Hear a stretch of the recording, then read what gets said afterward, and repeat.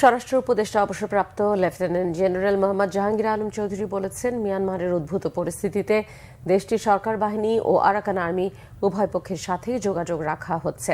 দুপুরে টেকনাফের বিভিন্ন সীমান্ত এলাকা, বিভিন্ন বিওপি ও ব্যাটালিয়ন কার্যালয় পরিদর্শনের পর দমদমিয়া জেটিঘাট এলাকায় সাংবাদিকদের প্রশ্নের জবাবে তিনি কথা বলেন। জানান, মিয়ানমারের অভ্যন্তরে উদ্ভূত পরিস্থিতিতে সীমান্তে বিজিবির জনবলের পাশাপাশি গোয়েন্দা সংস্থার কার্যক্রমও বাড়ানো হয়েছে।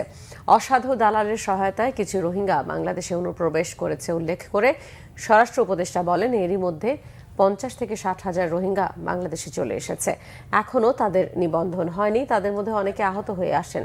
ওই পরিস্থিতিতে তাদের ফেরত দেয়া অমানবিক। এ সময় যে কোনো মূল্যে সীমান্তে মাদক আসা প্রতিহতের ঘোষণা দেন স্বরাষ্ট্র উপদেষ্টা।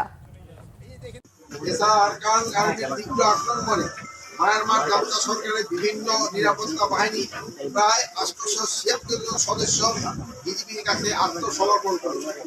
তাদের বিজিবি আটকরত হেফাজতে রেখে তাদের আবার ফেরত দেওয়া হয়েছে। বর্তমান পরিস্থিতিতে আলোকে দেশ মাতৃকার সার্বভৌমত্ব রক্ষায় সীমান্তবাসী নিরাপত্তা নিশ্চিতকরণে বিজেপি এবং অন্যান্য বাহিনী সর্বোচ্চ পেশাদারিত্বের সাথে দায়িত্ব পালন করে চলছে।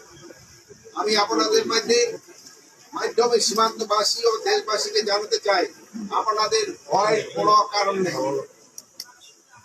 সীমান্ত সম্পূর্ণভাবে আমাদের নিয়ন্ত্রণে রয়েছে।